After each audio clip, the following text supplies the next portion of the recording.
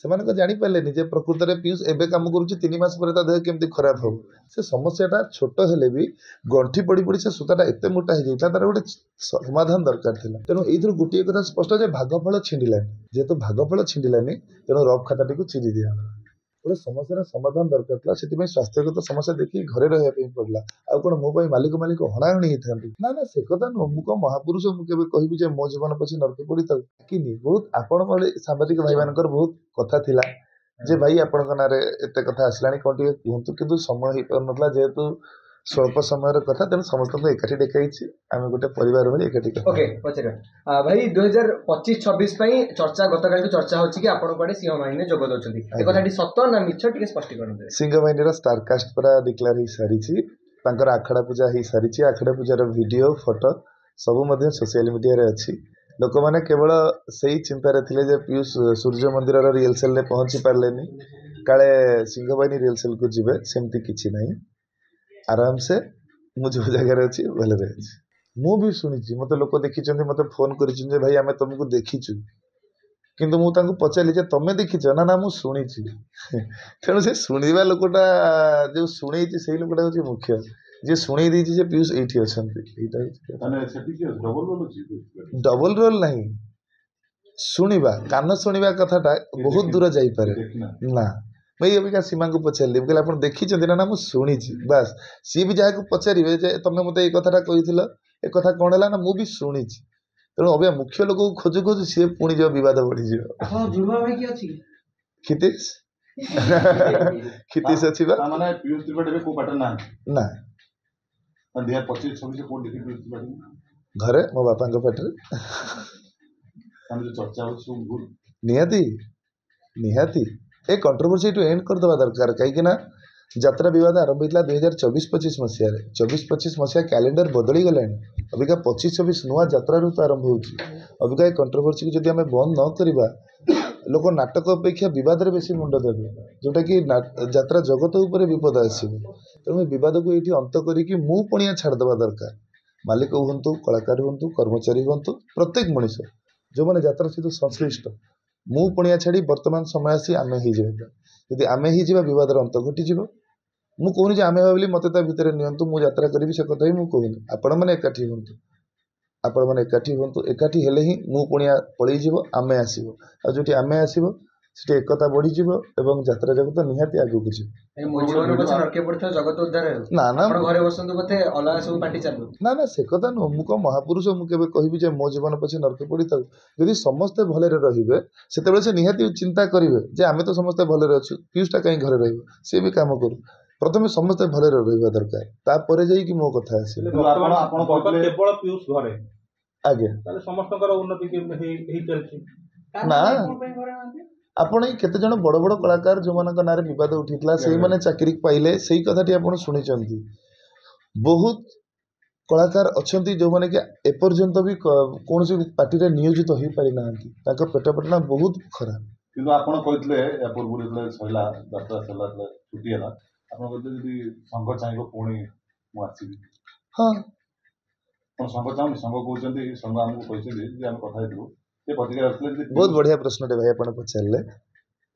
ଯେଉଁଦିନ ଭୁବନେଶ୍ୱରରେ ମିଟିଂ ହେଉଥିଲା, ପଇସା ଫେରା ହେଲା, ସବୁ ହେଲା, ତା ପରଠୁ ମୁଁ ଯେତେବେଳେ ବି କହିଛି, ମୁଁ ଗୋଟିଏ କଥା କହିଛି ଏବଂ ମୋତେ ବହୁତ ଭାଇମାନେ ବି ପଚାରୁଛନ୍ତି, ରିପୋର୍ଟର ଭାଇମାନେ, ଯେ ଭାଇ ଆପଣ ତ ସୁସ୍ଥ ଅଛନ୍ତି, ଆପଣ ତ କାମ କରୁଛନ୍ତି, ତାହେଲେ ଆପଣଙ୍କ ଦେହ ଖରାପ କେମିତି ହେଲା? ମୁଁ ସବୁବେଳେ ଗୋଟିଏ କଥା କହିଛି, ଏଇଟା ହେଉଛି ଗୋଟେ ସମସ୍ୟାର ସମାଧାନ। ଗୋଟେ ସମସ୍ୟାର ସମାଧାନ ଦରକାର ଥିଲା, ସେଥିପାଇଁ ସ୍ୱାସ୍ଥ୍ୟଗତ ସମସ୍ୟା ଦେଖି ଘରେ ରହିବା ପାଇଁ ପଡ଼ିଲା। ଆଉ କ'ଣ ମୋ ପାଇଁ ମାଲିକ ହଣାହଣି ହେଇଥାନ୍ତି, ମରାମରି ହେଇଥାନ୍ତି, ତାହେଲେ ମୋ ମନ ଶାନ୍ତି ହେଇଥାନ୍ତି? ମୁଁ ତ ଭୁଲ କରିଛି, ମୋ ପାଇଁ ଆଉ 2 ଜଣଙ୍କୁ ନିଜ ନିଜ ଭିତରେ କାହିଁକି କଳହ କରିବି? ତେଣୁ ମୁଁ ଘରେ ରହିଗଲି। ମୋ କ୍ୟାରିୟରରେ କେବେ ବ୍ୟାନ୍ ଶବ୍ଦ ନ ଲାଗୁ। ମୁଁ ଏମିତି କିଛି ଗୋଟେ ଭୁଲ କରିନି କି ଯାହା ପାଇଁ ଗୋଟେ ବ୍ୟାନ୍ ଶବ୍ଦ ଲାଗେ। ସଂଘ କହୁଛି ଆଜ୍ଞା ଆମେ ତାଙ୍କୁ ବ୍ୟାନ୍ କରିବୁ, ଆଜ୍ଞା କଥା କ୍ଲିୟର ହେଇକି ଅଛି। କାହିଁକିନା ଏଇ କିଛି ଦିନ ତଳେ ଦେଖିଥିବେ, ମୁଁ ଯେଉଁ ପାର୍ଟିରେ କାର୍ଯ୍ୟରତ ଥିଲି, ସୂର୍ଯ୍ୟ ମନ୍ଦିର, ସେଇ ପାର୍ଟିର ଓନର ଯିଏ ଆମ କାଳିଆ ବାବୁ, ସିଏ କହିଛନ୍ତି ଯେ ପିୟୁଷ ସୁସ୍ଥ ହେଲେ ସୂର୍ଯ୍ୟ ମନ୍ଦିର ଆସିବେ, କାମ କରିବେ। ଯଦି ଆଉ କେଉଁ ପେଣ୍ଡାଲକୁ ଗଲେ ମୁଁ ଆଇନ ତ କାର୍ଯ୍ୟାନୁଷ୍ଠାନ ନେବି।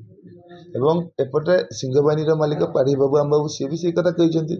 ପିୟୁଷ ମୋ ସଙ୍ଗେ ଅନୁମୋଦିତ ହେଇଥିଲେ, କିନ୍ତୁ ପିୟୁଷ ଏଠିକି ଆସିବା କଥା ହେଲା ପରେ ମାଲିକମାନେ ସଂଘ ମୋତେ ସପୋର୍ଟ କଲେନି। ତେଣୁ ଏଇଥିରୁ ଗୋଟିଏ କଥା ସ୍ପଷ୍ଟ ଯେ ଭାଗଫଳ ଛିଣ୍ଡିଲାନି। ଯେହେତୁ ଭାଗଫଳ ଛିଣ୍ଡିଲାନି ତେଣୁ ରଫ୍ ଖାତାଟିକୁ ଚିରି ଦିଆଗଲା। ଏତିକି ଅଛି କଥା। ପିୟୁଷ କେତେବେଳେ ଇଜ୍ ଇକ୍ୱାଲ୍ ଟୁ କେତେବେଳେ ବାହାରିବ ପିୟୁଷ ଉପରେ? 26-27 ବାହାରିବ ହଁ ନିହାତି, 25 କଣ ବ୍ରେକ୍? କାହିଁକି ନା 26 ମସିହାରୁ ଅପ୍ ଟୁ 30 ମସିହା ପର୍ଯ୍ୟନ୍ତ ଏଇ ଯୋଉ 2 ବର୍ଷରେ ପାର୍ଟି ବଦଳେଇ ଦେବା କଥା କହିଥିଲି, ଏ କଥାକୁ ନେଇ ମଧ୍ୟ ବହୁତ ବିବାଦ ଉପୁଜିଥିଲା। ମୁଁ ଯଦି ସବୁବେଳେ ବିବାଦରେ ମୁଣ୍ଡ ରଖିବି ମୁଁ କାମ କରିବି କେତେବେଳେ? ତେଣୁ ଦର୍ଶକ ତ ଆପଣଙ୍କୁ ଚାହୁଁଛନ୍ତି ନା।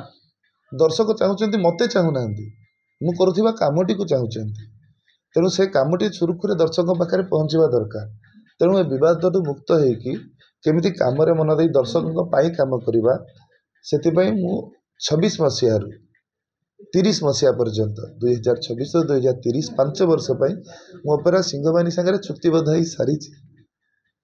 26-27 ହଁ, ଏଇ ବର୍ଷ ପରେ ନୂଆ ବର୍ଷ ଆସିବା ପରେ ମୁଁ ଯିବି ଯେ ସିଂହବାହିନୀ ଏକାଥରେ 5 ବର୍ଷ ପାଇଁ।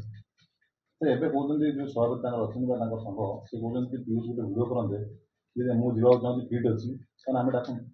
ଭାଇ ଆପଣ ତ ଟିକେ ଆଗରୁ କହିଲେ ଯେ ଯୋଉଦିନ ପାର୍ଟି ଛୁଟି ହେଲା ଆପଣ କହିଲେ ଯେ ମାଲିକ ସଂଘମାନେ ଯଦି ନିଷ୍ପତ୍ତି ନେବେ ମୁଁ କାହିଁ କାମ କରିବିନି। ସେ ଆମେ ମନା କରୁନୁ, ସେ ନିଜେ ତାଙ୍କ ବାପା କହିଛନ୍ତି ତାଙ୍କ ଦେହ ଭଲ ନାହିଁ, ସେ ଯିବେନି। ଆପଣମାନେ କଥାଟାକୁ ପୁଣି ଖେଳେଇଲେ। ଯଦି ପଚାରୁଛନ୍ତି ମୁଁ କହୁଛି ଯୋଉ ମାଲିକମାନେ ଥିଲେ ସେମାନେ ଯାତ୍ରାରେ ପୁରୁଣା ନୁହଁ, ନୂଆ ନୁହଁ, ବହୁତ ପୁରୁଣା ମାଲିକ। ଯେତେବେଳେ ମୁଁ କହିଲି ଯେ ମୋ ଦେହ ଖରାପ ଅଛି ମୁଁ ଘରେ ରହିଯିବି, ସେମାନେ ତ ଜାଣିପାରିଲେନି ଯେ ପ୍ରକୃତରେ ପିୟୁଷ ଏବେ କାମ କରୁଛି 3 ମାସ ପରେ ତା ଦେହ କେମିତି ଖରାପ ହବ। ନା, ଘଟଣା ସେଇଆ ନୁହଁ। ଅଭିମାନ। ସମସ୍ୟାର ସମାଧାନ ଦରକାର ଥିଲା। ସେ ସମସ୍ୟାଟା ଛୋଟ ହେଲେ ବି ଗଣ୍ଠି ପଡ଼ି ପଡ଼ି ସେ ସୂତାଟା ଏତେ ମୋଟା ହେଇଯାଇଥିଲା, ତାର ଗୋଟେ ସମାଧାନ ଦରକାର ଥିଲା। ତେଣୁ ସମାଧାନ ହେଇଗଲା। ଏ ସମାଧାନରେ ଆମେ ଖୁସି ହେବା ଦରକାର। ଏ ସମାଧାନରୁ ଯଦି ବିବାଦ ଖୋଜିବା ଅନେକ କେନା ବିବାଦ ବାହାରିବ। ମାଲିକ ସଂଘ କହିଥିଲା ଯଦି ପିୟୁଷ ଲିଖିତ ଆକାରରେ ଦେଇଥାନ୍ତେ ତାହେଲେ ଏ ବର୍ଷ ତମକୁ ପୁଣି ଡକାଯାଇଥାନ୍ତା ଯାତ୍ରାକୁ। ଲିଖିତ ଆକାରରେ କ'ଣ ଦେବି? ଇଏ କ'ଣ ମାନେ ମୁଁ ତ ମୁହଁ ଖୋଲିକି କହିଲି, ମୁହଁ ଖୋଲି କହିବାଠୁ ବଡ଼ କ'ଣ ଅଛି? ତେଣୁ ମୁଁ ଜାଣିଛି ଏ ସମସ୍ୟାର ସମାଧାନ ହେଇପାରିବ ନାହିଁ। ମାନେ ବିବାଦ ମାଲିକ କରୁଛନ୍ତି। ନା, କିଏ କରୁଛନ୍ତି ମୁଁ କହିବିନି, କିନ୍ତୁ ଏ ବିବାଦର ଅନ୍ତ ହେଇପାରିବ ନାହିଁ ଯୋଉ ଯାଏ ଆମେ ମୁଁ ନ ଛାଡ଼ିଛି। ଆପଣ ସେଥିପାଇଁ ବର୍ଷେ ବିରତି ନେଲେ ଯେ କି ସମାଧାନ ହେଇଯିବ। ମୋ ପକ୍ଷରୁ ଯୋଉ ଭୁଲଟା ହେଇଥିଲା, ମୋ ପାଇଁ ଯୋଉ ମାଲିକଙ୍କ ଭିତରେ ଦ୍ୱନ୍ଦ୍ୱ ଉଠିଥିଲା, ଅନ୍ତତଃ ପକ୍ଷେ ମୋ ଦ୍ୱାରା ହେଇଥିବା ଦ୍ୱନ୍ଦ୍ୱର ସମାଧାନ ହେଇଯାଉ। ଆପଣଙ୍କ ପାଇଁ ଦ୍ୱନ୍ଦ୍ୱ ଦୂର ହେବା ପାଇଁ ଆପଣ କହୁଛନ୍ତି, କିନ୍ତୁ ଯୋଉ ମାଲିକ ସଂଘର କଥାକୁ ନେଇକି ଆପଣ ଘରେ ବସୁଛନ୍ତି ସେ ମାଲିକ ସଂଘରେ ସମନ୍ୱୟ ନାହିଁ।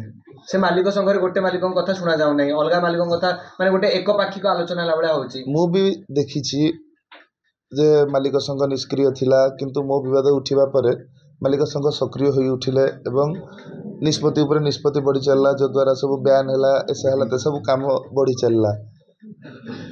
ହୁଏତ ମୁଁ ଭୁଲ କରିଥାଇପାରେ, କିନ୍ତୁ ମାଲିକ ସଂଘ ତ ଏକାଠି ହେଇଗଲେ ନା। ଯଦି ଆମ ବାପା ଦାଦା ସମସ୍ତେ ଏକାଠି ହେଇଗଲେ ତ ନିହାତି ଆ ପରେ ଘର ପାଇଁ ଭଲ ସମୟ ଆସୁଛି। ଯୋଉଠି ଘରଟା ଭାଙ୍ଗିକି ଥିଲା, ମୋ ବାପା ଅଲଗା ଜାଗାରେ ଥିଲେ, ମୋ ଦାଦା ଅଲଗା ଜାଗାରେ ଥିଲେ, ସମସ୍ତେ ଅଲଗା ହେଇକି ଥିଲେ, ବର୍ତ୍ତମାନ ସଂଘବଦ୍ଧ ହେଇଗଲେ, ସବୁ ମାଲିକ ଏକାଠି ହେଇଗଲେ। ତେଣୁ ଆ ପର ଷ୍ଟେପ୍ଟା ଘରର ଉନ୍ନତିଟା ନିଶ୍ଚିନ୍ତ।